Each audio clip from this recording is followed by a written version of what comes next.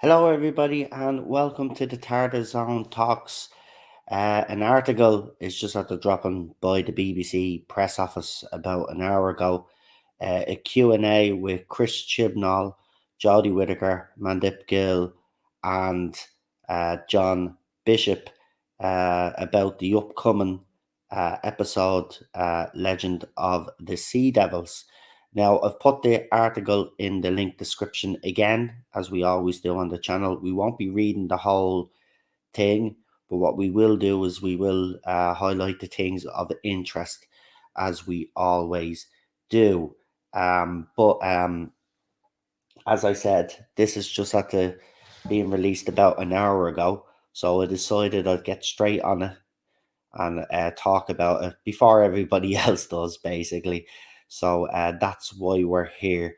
So we'll just wait for people to come in, because obviously they'll be a bit intrigued to see it, to wonder why I'm streaming at this hour of the night. I wasn't planning on it, to be quite honest with you, but this dropped an hour ago, and I thought, you know what, might as well get the jump on it and talk about it. Very interesting stuff to read. I've briefly gone through it. Isn't it like 2 a.m. over there? Yeah, I'm a night owl. I stay awake most of the night, to be quite honest. But as I said, this article only dropped about an hour ago on the BBC press office. BBC press office Twitter account, social medias. So it's a Q&A from Chris Chibnall, Jodie Whittaker, Mandip Gill, and John Bishop, as I said, for the upcoming episode. The reason why I wanted to bring this up, though, is because Chris Chibnall has said something interesting. He says the Doctor and Yaz will have to have a conversation, which means this whole Tasman thing is obviously, it's going to be addressed in the next episode. So, as I said, we've got the Q&A, and I'll read out the best parts. If you want the article, it's in the link description, just in case you want to cover it yourselves. You can go in, read the article. It's in the link description there. You can go ahead and have a look at it. So, let's get with this. Doctor Who's Legend of the Sea Devils cast his sword fights, serious conversations, and something big around the corner. Chris Chibnall, Jodie Whittaker, Mandip Gill, and John Bishop reveal all about the second in a trio of specials airing in 2022. Right, so let's see what this is all about. So, it has the contents are Q&A with Chris Chibnall, Jodie Whittaker, Mandip Gill, and John Bishop.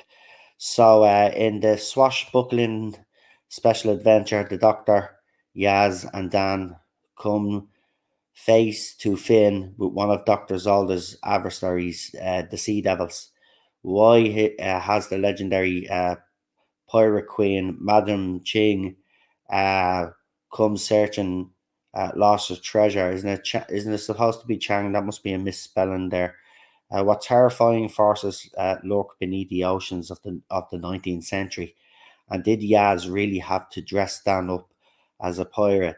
Legends of the Sea Devils is the second of the trio specials airing in 2022.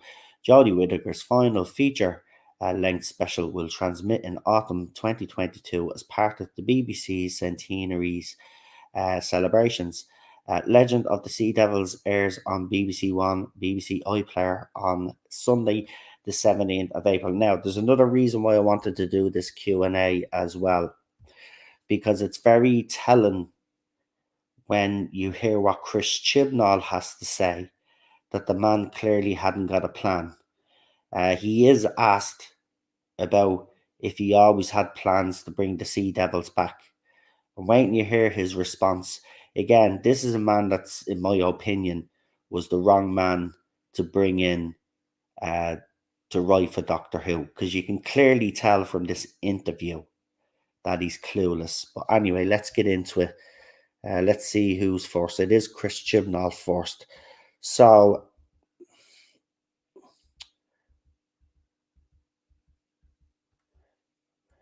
here it is. So this is Chris Chibnall. So here's the first question. Uh, where do we find our car cast at the beginning of this special? And Chris Chibnall replies, the special sees the TARDIS crew landing in a coastal village in China on the trail of a mystery of treasure of the Fleur de Mar, which the Doctor has been meaning to find out about for a long time. When they get there, they discover some very strange events and a terrible evil being unleashed in this village. It's probably a white male. Anyway, let's continue. What was your inspiration for this episode, and how did you come to work with Ella Road on this script? Now, wait till you hear this response, and this just goes to show you, right, how thick. So apparently in Doctor Who Flux, we were supposed to get a pirate episode because he answers this way. We have been intending to do a piratey story during Flux, and we didn't manage to make it work for all sorts of reasons. So when it came to thinking about the final specials, that was one of the things I really wanted to revisit, to do a big, thrilling bank holiday romp of an adventure for Jodie's penultimate story featuring a warrior pirate queen, Ella. Then came to us with the idea of Madame Chang. Is it supposed to be Chang or Ching? Because I think they've misspelled her name here. This is an incredible character from history, and it's all knit together thanks to her. Can you tell us a bit about the process of bringing the new guest actors on board? We don't really need to know all of that. Um, Now, here's the question, right? And here's his answer. Why did you decide to bring the Sea Devils? Why did you decide to bring back the Sea Devils? Was it always planned? How did you go about bringing that vision to life with your team? We didn't start with the Sea Devils at all. But the great thing about Doctor Who history is sometimes you can pull on all of its history and go, oh, wait, okay, the perfect monster has already been created and is already there. So basically, what you're saying is that you are lazy to come up with your own. So you decided to go and get the Sea Devils in for this story.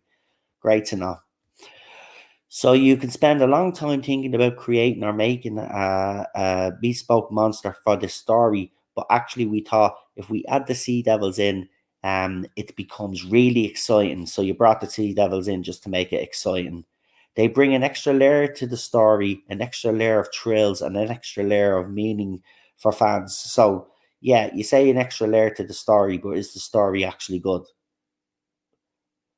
And then you say extra layer of meaning for the fans. Yeah, fans are attached to the Sea Devils.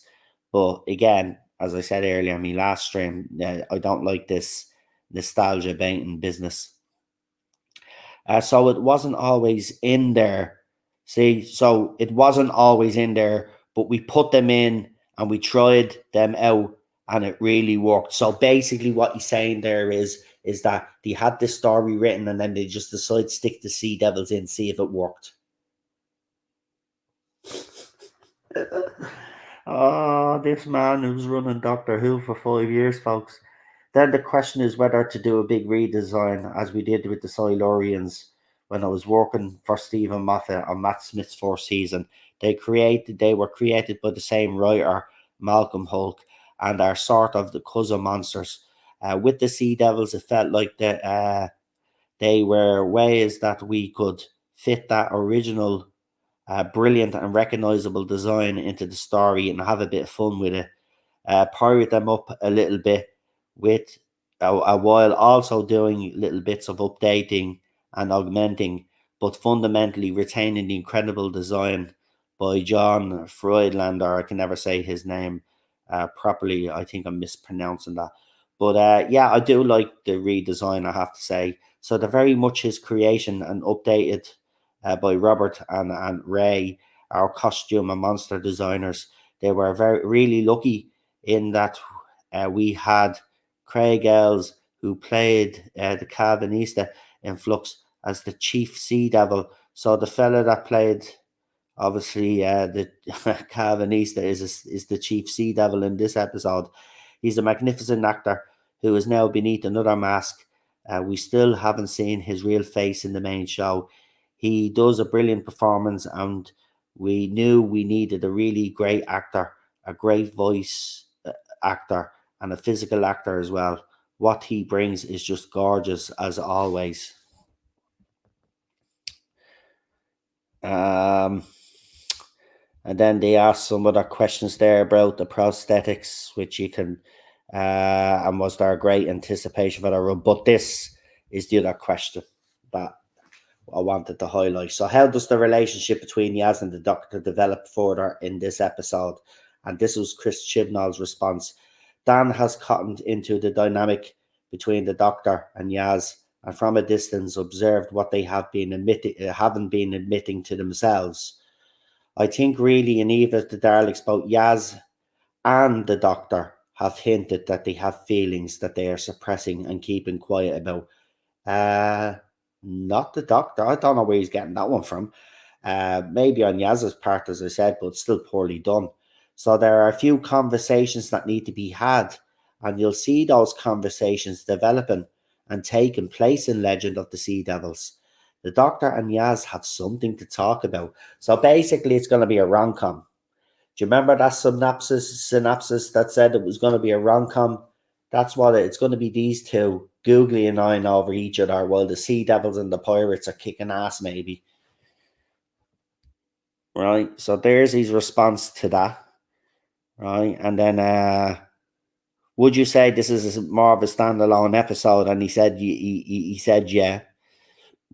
And it was filmed during COVID restrictions.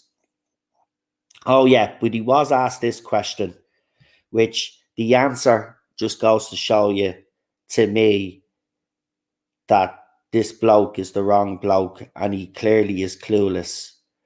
He says, for anyone who's coming to Doctor Who as a new viewer, is this an easy one step in and get on board with? What do you hope families take from it? He says, I definitely think it's a great episode to come into. It's got a lot of action, very heroic plot, lots of fun, big mad monsters, mad ideas, cinematic ambition, all the stuff, and great cast. We have a very big, epic, rollicking, fun adventure for you, whether you've seen Doctor Who or you've seen every episode.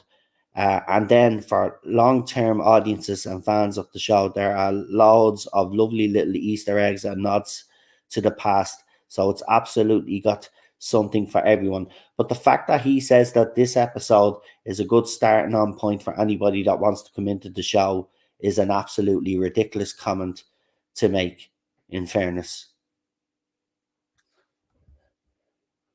Right, now we'll move on to the Q&A with Jodie Whittaker, but I just want to see what some of your responses are to what I've just read there.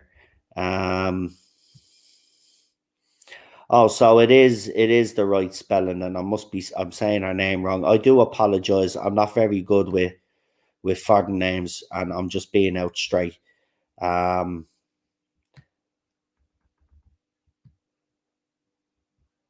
yeah.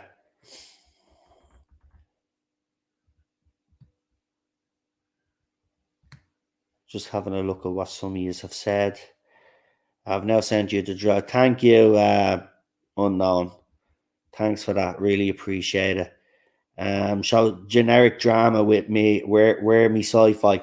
Well, listen, the synopsis has actually said it's a rom-com. Even the Radio Times have said it's a rom-com. This isn't a science fiction show anymore. It stopped being a science fiction show when Chris Chibnall took over, because unfortunately he can write drama and is very good at writing drama. Nobody will deny that. But when it comes to writing sci-fi, he's just not good enough. Doctor Who is a totally different level to Torchwood and other shows that he's worked on. And he just isn't clever enough and doesn't have the ideas that maybe a Moffat or RTD have, you know.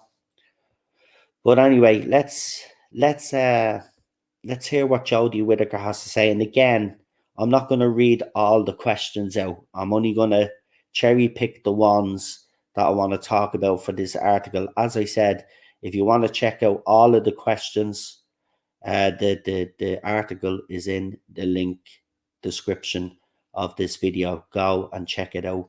And as I said, if you want to do a video on yourself, it's easy access to it now because it's actually in the link description for you, so you can use that link there.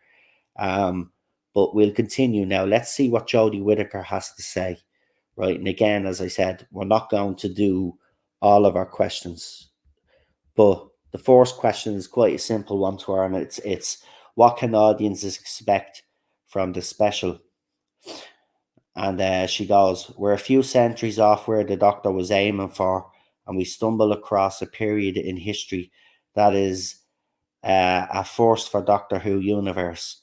The TARDIS knows that it's going to China, so Yaz and the Doctor have prepared appropriately for it, but Dan gets a bit of a bum stare and his costume is all wrong. It's a Pirates of the Caribbean style sci-fi action adventure that marries historical characters with Whovian characters with a really brilliant high octane Doctor Who adventure. I have to say, the way she actually explains it, that's a good answer. I mean, that would. Why hasn't she answered questions like that before? I mean, that's a good answer. I mean, listening to these, I have to say, Chibnall and Whittaker so far, and I'm suppose Mandip and John will probably big up this episode as well. But they're really bigging this up, and I think that does be. I think that's a big problem for them because they never deliver. They should just, all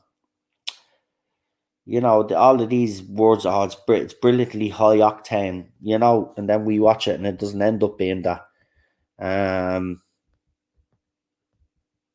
So they talk about the ship set. She says it's really impressive. And then they talks about the Sea Devils. She says, I was really pleased to be working with the Sea Devils. It's always good to work with creatures from Doctor Who's universe. This is a hat trick for me now. With Craig Els. Me and Craig were in a play called Antigone at the National with Chris Eccleston. Okay. How was it working with the guest actors? Blah blah blah. How was your new costume? There wasn't as many tweaks made throughout filming. I didn't get to hang out with my wonderful dresser Ian as much I would like. I'd like to, as this costume was on. What always seems to happen on Doctor Who is you wear a thick, heavy material in the summer and a thin t-shirt in the winter. So I was really sweaty, but that was not down to the look. I felt I looked like $1 million. How does it feel as we get closer to the big centenary special? She says it's interesting because time-wise it's such a long time off before they air. What's great about the standalone episodes are that if you do watch, it is now and then you watch another episode in the autumn. You don't need to rewatch it to understand what's happening in the next one. Really?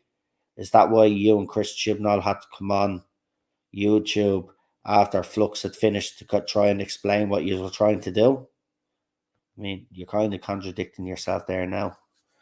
But she says nothing about the relationship, which I'm actually pretty. She has stared away, and the journalist has stared away from asking her about this relationship. Let's see. Let's see if Mandip.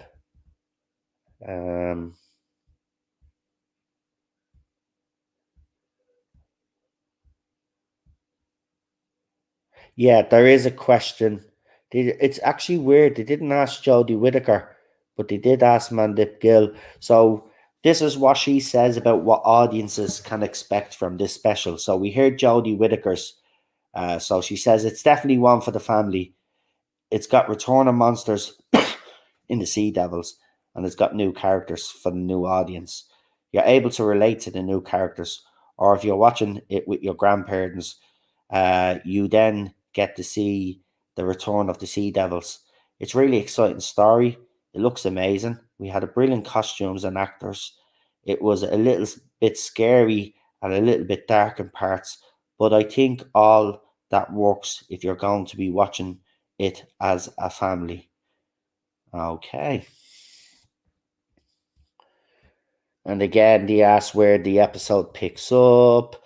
They asked her how it was, what was like the film on the set. She said it was really epic. How was it? How was it for you working with the Sea Devils? She says, I thought the prosthetics were amazing. Also, we knew the Sea Devils were part of Doctor Who's history, so I've always found it really exciting to work with characters that have already been there previously, like the Cybermen, like the Daleks.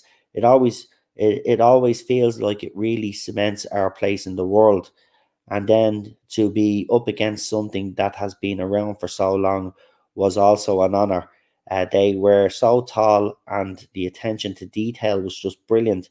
Again, it's been great working with something that's there in front of you.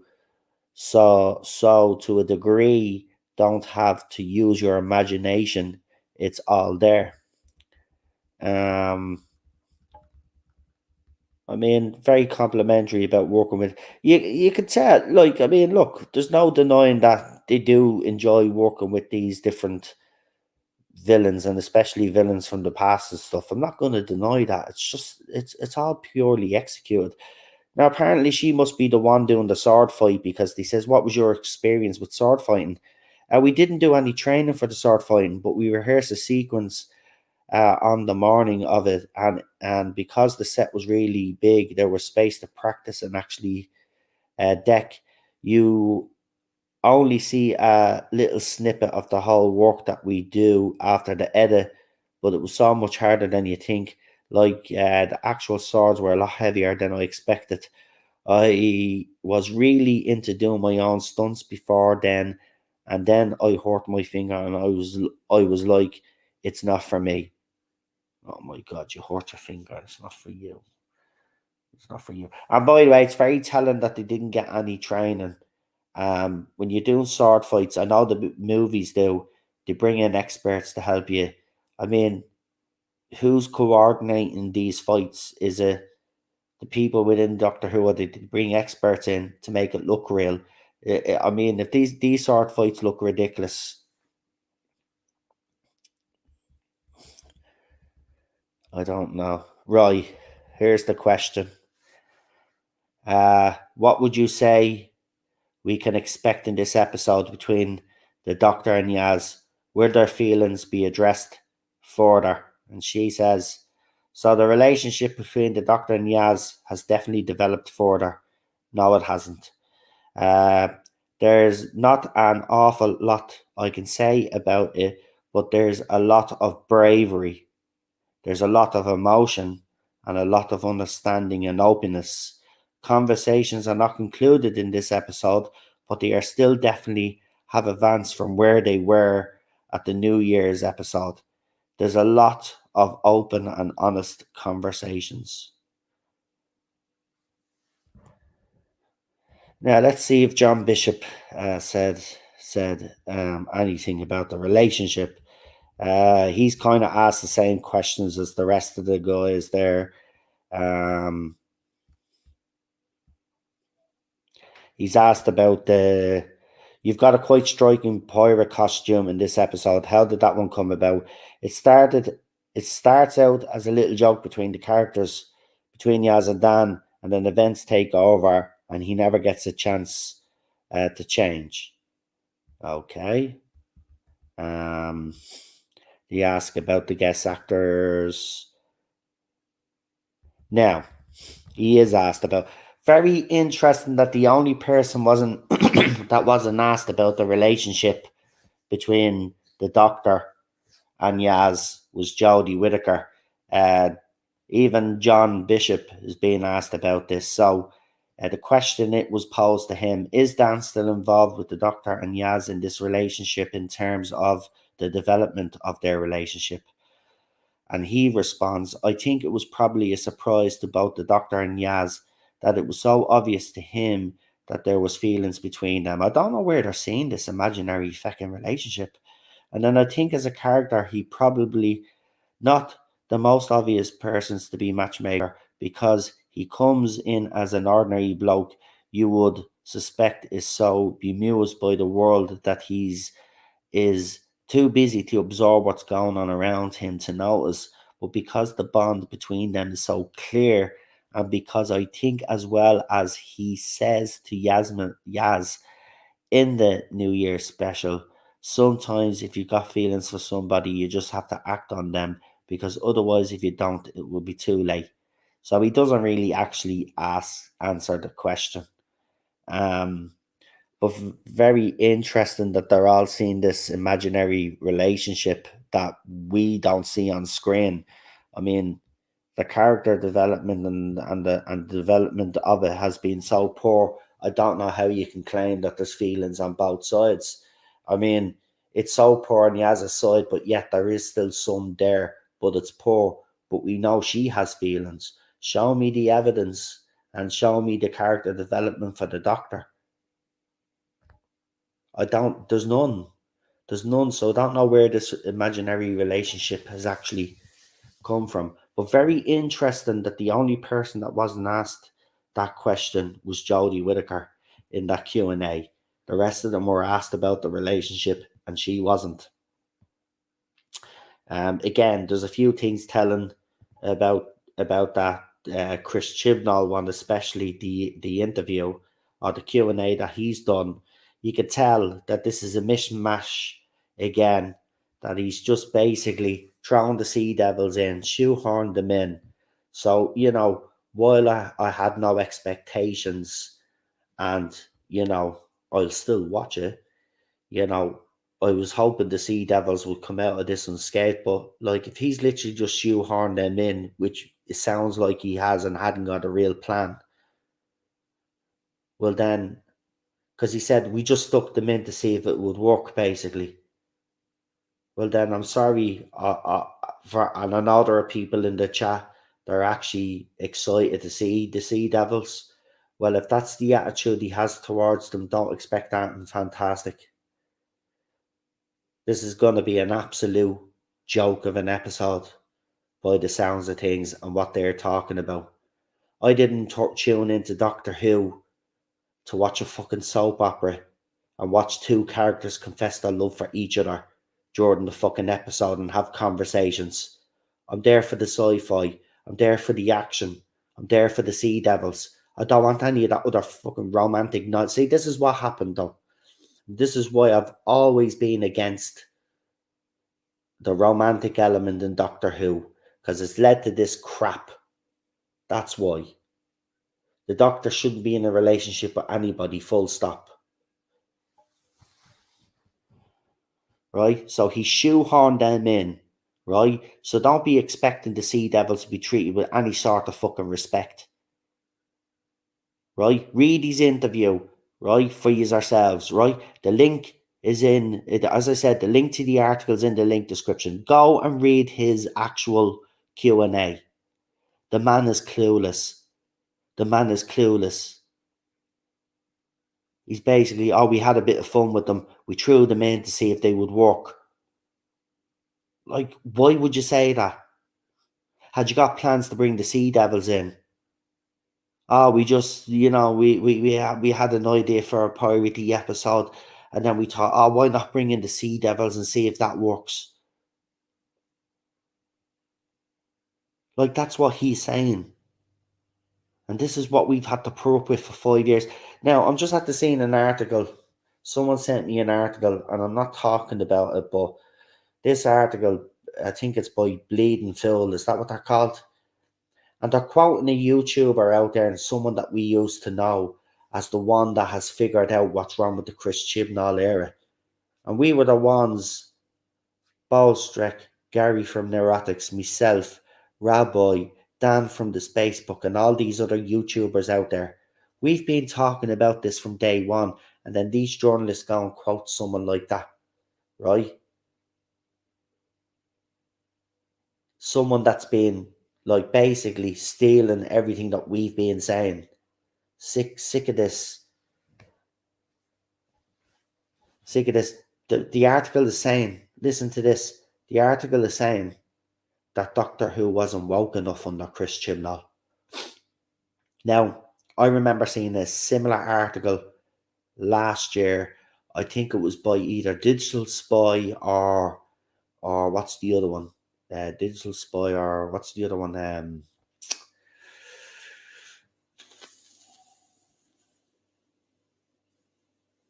Screen Rant, right? It was one of those two joke sites, right? And I call them a joke because the journalists have lost all credibility. But they were also saying the same, that his actually era was too conservative. It wasn't progressive enough and woke enough, right? And then they quote a YouTuber that stabbed me and Ballstreck and others in the back as the man that has figured out everything that's wrong with the Chris Chibnall era. But yeah, we've been saying that from day one. Myself, Ballstreck, Lee is in the chat there. He can verify because he was saying the same thing. And they go and quote that. So this is why someone actually sent me the article. No, I think this would be a good article to do on the Tarda Zone. And I looked, and when I see who they were quoting and giving credit to, I said, do you know what? Nope. I'm not reading the article. I says straight away, I can tell that those journalists are idiots. If you're going to go quote a man that has actually not come up with this by himself, well, then you've lost all credibility. We've been speaking, I've even been speaking about it from day one on this channel. You just go back and watch my very first video. Day one, I predicted all of this would happen. And I wasn't the only one, and I'm not taking credit for it. I'm saying there was a lot more people talking about before this fella that they're giving credit to was talking about it. Sure, he was coming out and too busy stabbing us in the back to be even thinking about stuff like that. This is the same fella that was having a go at me for putting leaks, putting a disclaimer up and saying his stuff was rumour and speculation, and then calling out people for labeling their videos leaks, and then he goes and does the exact same thing himself. I'm sick of these journalists. Give the credit to the people that deserve the bloody credit, for God's sake. A lot of the bigger YouTubers predicted this way before that. Predicted that, and he hasn't predicted that, and he just steals other people's stuff. Anyway, back to this article. Chris Chibnall has showed his true colours, folks. He's a hack. I told you he was a hack. A lot of us were saying it from day one. He has shoehorned the Sea Devils into this episode. You've heard it from the horse's mouth, yourselves. This article has dropped about an hour. I'm 34 minutes in. So this article dropped about 2 hours ago. The BBC press office. Yeah. And it was a Q&A with the cast and Chibnall. And Chibnall has again exposed how over his head he actually is. Right? Over his head. It's unbelievable. Folks, we've been taking it in the neck for 5 years, right? Saying that we were fake fans, we didn't know what we were talking about, that Chris Chibnall was this and he was that, and Jodie Whittaker's doctor was this and that. And that Q&A, he knows he's gone, so he doesn't give a flying crap anymore. And he doesn't care. We wrote the episode and then we said, what can we do to add another layer to it? I know, let's stick the Sea Devils in.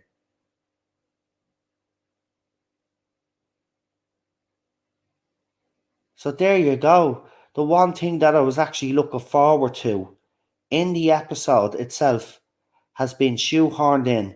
Just like poor John Barrowman, Captain fucking Jack, and all the other stuff that he shoehorned in. Like, people need, if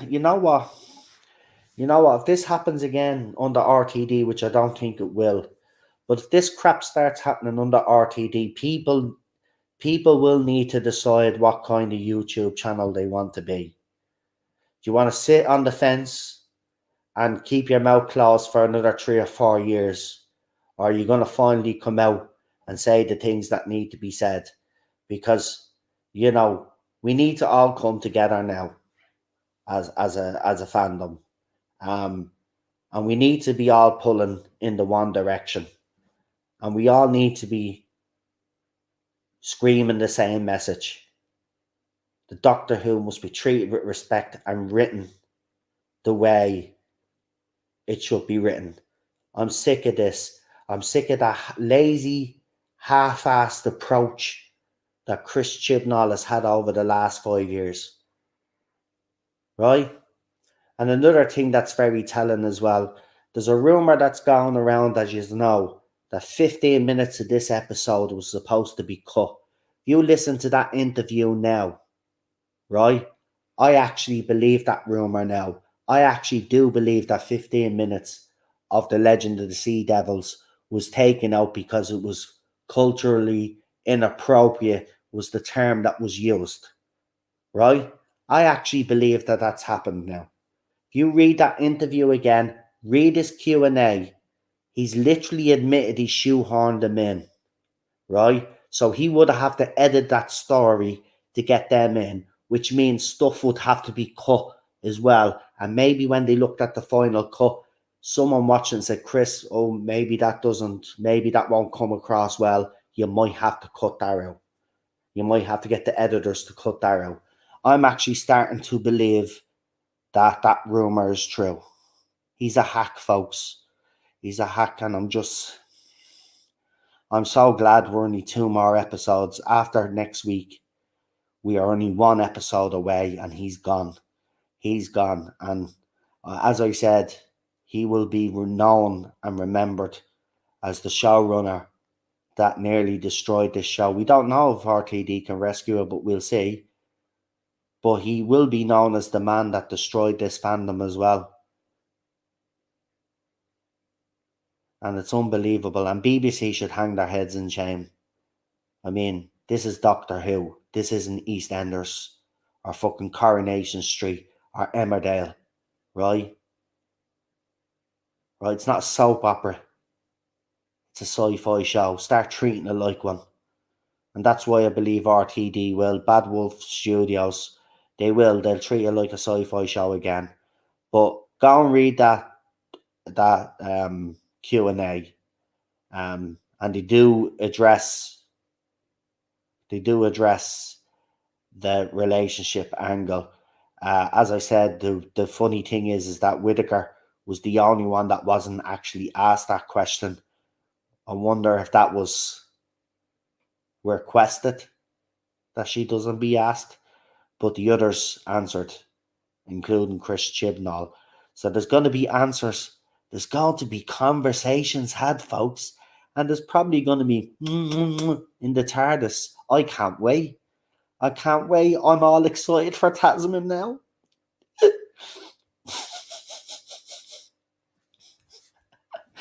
Oh, for God's sake, that's how pathetic it's gone. You know? But seriously, check that out. And I just wanted to, as I said, it only dropped and I wanted to be the first one to get it out. I used to be, as Lee will tell you, I used to be on the ball with all of this and be the first one to kind of, or at least be the first or second one out with articles like this. I used to be actually very good at stuff like that. But under this, see, Chibs does things backwards now. I mean, imagine putting it out, 2 hours ago. So dropped at 12 midnight. Sure, most of the UK and Ireland will be in bed. It's lucky that I'm just a night owl. You know, it's ridiculous. He used to drop the articles at the normal time. The Series 11 was out and all, and the run up to it. Series 12 was the same, but it's mad the way it's gone now, dropping articles at mad hours. Anyway, and my dad even messaged, oh, Lee and okay. Yeah. Lee, you've got some explaining to do apparently. Melina is not happy with you. Yeah, yeah.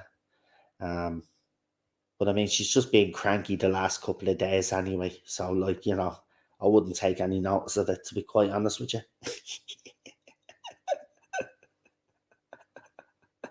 Ah, I'm only messing, Melina. You don't have to do that. You don't get the knives out for me, Anyway, folks, I think I've said all I need to say about the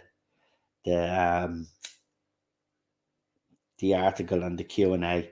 As I said, uh, the article's in the link description. So if you just want to do a video on it yourselves, any of you guys out there that are YouTubers, it's easy to get it instead of searching for it. It's there in the link description. Do us a favor, don't forget to like, share, and subscribe. And if you wouldn't mind sharing the videos, it would actually help whatever platform you are on.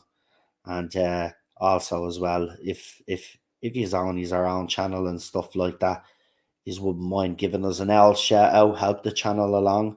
That would be absolutely fantastic. No, it's a good thing Melina is angry at Lee. It means you're off the hook for now. Um, she'll be back angry at me now during the week. Don't worry about that.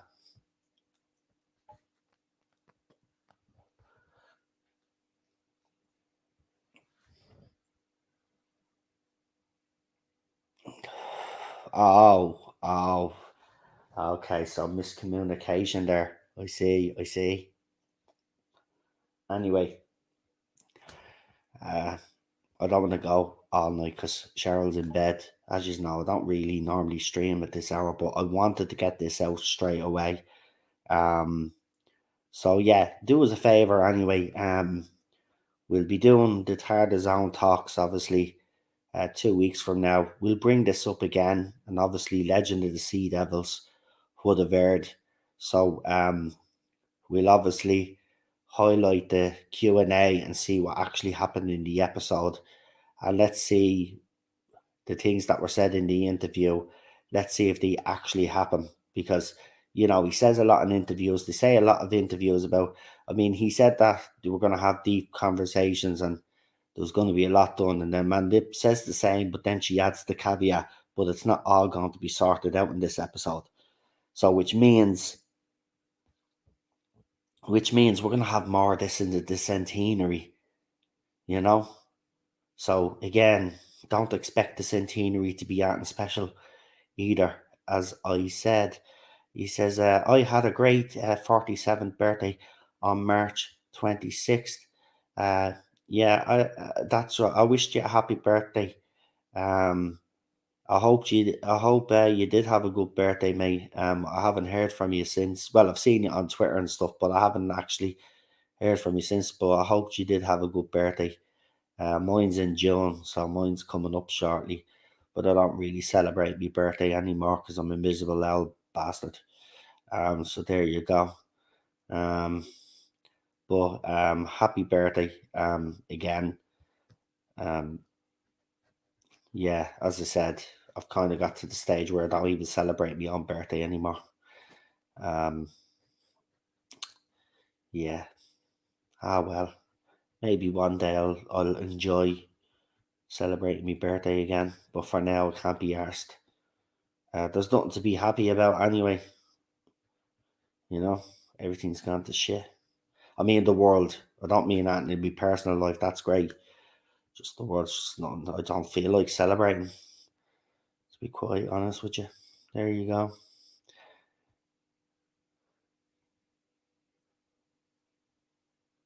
So yeah, as I said, folkies, you know, if this situation starts happening through the RTD era, we really have to either come together or decide to walk away because can't do another Chris Chibnall style era. You're such a joy now. Yeah, well, it's night time. I do a lot of thinking and reminiscing. I'm only messing. Listen, I'm always a miserable bastard. You're only figuring that out now. Um, look, as I've always said anyway, look, you make your own happiness in your own life. All these external factors. There's nothing you can do about them. So you just have to navigate yourself way through life and enjoy it as much as you can. Surround yourself with people that care about you, that have your best interests at heart, and you will find that you will enjoy life a lot better. Um, I am. Look, obviously, I was only messing there a few minutes ago. Um, but I don't celebrate my birthday. It's not because I just don't feel like celebrating it. I haven't for years anyway. It's not a big deal to me. You know. Um, I will say since I've been married to Cheryl, there's been more of a big deal made about it because obviously I'm married now. But you know, I, it's yeah, I thought it's just it's like I don't like people making a fuss sort of thing. Hey Noel, you're all in the chat room late as usual. You're grand. This is the second stream of the night. Anyway, I'm gonna leave it there, but as I said, the Q&As are there if you want to read it. Um, I'm not gonna address that bleeding full article, even though some people want me to actually cover it. But I won't because I know if I do, it's going to start some trouble with someone else because they won't be able to help themselves. But all I'll just say is that the journalist that wrote that article has lost all credibility if you're actually quoting one of the worst bullies and people that have targeted fans, a person that has targeted fans that don't like this era and basically stab people in the back. So, you know, if someone else they said that they wanted some YouTuber to cover it. Well, I'm certainly not going to cover it. So that's just the way it is. That person is irrelevant to me. If you quote him, well, then you've lost all credibility as far as I'm concerned. And I'm not the only one that feels that way. I'm pretty sure if Ballstreck and Gary saw that article, and even if Lee saw the article, I don't know if he has actually saw the article, but if he has, they will even tell you the journalists have no credibility. If you're quoting him, you've no credibility whatsoever, because there was plenty of people in this fandom. I'm not talking about me, but there were plenty of people in this fandom, including myself, that were talking about this from day one. So to quote that person after all this time and to give him credit for something that everybody else has been saying, well then they're a joke, as Lee said, and they've lost all credibility. They've no credibility, actually. They haven't lost any credibility because they had none to begin with, if you quote that moron. And that's how strongly I feel about it. See, the one thing about me, and Lee will tell you this, the one thing about me and all I ever want from people that I work with on this channel or interact with is loyalty, right? If you say you're my friend, yeah, well then friendship is returned, yeah, but I'll make one thing clear. Once I become your friend, I'm a friend for life, and I take that seriously. You stab me in the back, well then there's no coming back from that. There's no coming back from that. So loyalty is a big thing to me because I've been let down a lot throughout even me pat on YouTube. I've been let down a lot of times on here as well as me me personal life. So loyalty is a big thing to me. And if you break that trust, there is no coming back from it. There is no coming back from it. So I take that very seriously. So when they quote someone like that was disloyal to me and Ballstrick, who did a lot for that person, and then turned our back on us, and then attacked us with a hate mob with other people out there, as I said, those journalists have no credibility. So I'm not highlighting that article. I'm not going to read that article. If some other big YouTuber out there wants to do it, be my guest. But there's no way I'm going to address that article. And I'm pretty sure if Ballstrick was here, he wouldn't even address it either. It's not worth addressing. It's as simple as that. Loyalty. That's it. That's why I trust Lee 100%. I know he has me back. Daniel, the same. Right? They've been with me a long, long time, especially Daniel. But as Lee came on board, he's had me back from day one. We didn't start off in the greatest terms, and Lee will tell you that. But we have forged a friendship that's cast iron. And I value that friendship. You know?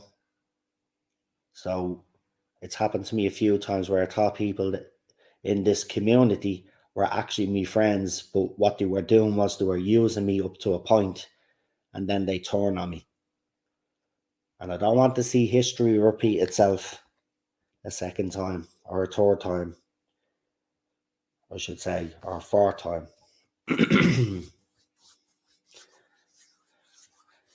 I do a lot on this channel, and I think I do a lot for the Doctor Who community. I try to keep you informed the best I can, give my opinions, you know. People don't always agree with me, and that's fine. You know, we're all individual. We all have different opinions, and that's what makes this community so good.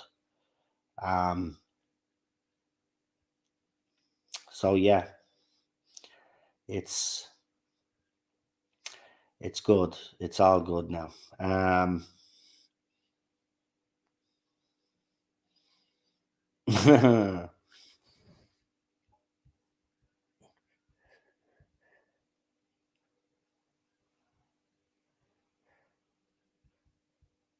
What's this? Crack of this. Legend of the Traveling TARDIS says, get some sleep now. I probably won't go to bed till 6 o'clock in the morning, mate. And then when I go to bed, then Cheryl will wake up and we'll probably watch a video or two, and then I'll go asleep. I'm a night owl. I worked nights for years as well, so I've never really breaking out of the habit of me nighttime schedule. But I am going to leave it there because I can see some people do need to head off to bed, and we're hitting the hour mark. But look, I just want to again say before we leave, I want to thank you all for the support this year and every other year that you guys have been with us. But again, it amazes me that you tune in every time I'm on, and it's really an honor and a privilege to do this channel and to see our community grow every year.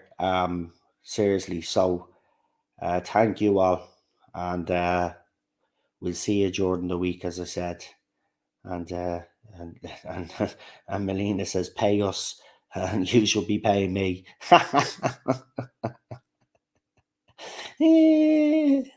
Anyway, I'm off.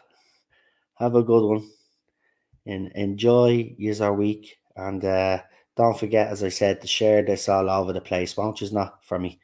And if you haven't subscribed already, please do. And here, do me a favor, make sure you're still subscribed, because YouTube has decided to keep purging my channel even further. Now, I'm losing subscribers literally every day, actually. And I'm not messing. I'm losing them. So they're either removing you guys, or there's either a glitch. Maybe I need to update YouTube, but I didn't see an update coming up. But there's something going on with it. So just make sure you're still subscribed, will you? Because some people have also told me that they're not getting notifications from my live streams. They're coming in too late. So YouTube is playing up again, as they always do. Anyway, I'm off. Have a good one. Thanks for popping in and listening to me ramble on for the last few minutes. But thanks for listening to me and giving me opinions about the Q&A. And as I said, we'll see you Sunday for the Legend of the Sea Devils anyway, but we will see you during the week. So have a good one. Good night, folks. Stay safe. Look after yourselves.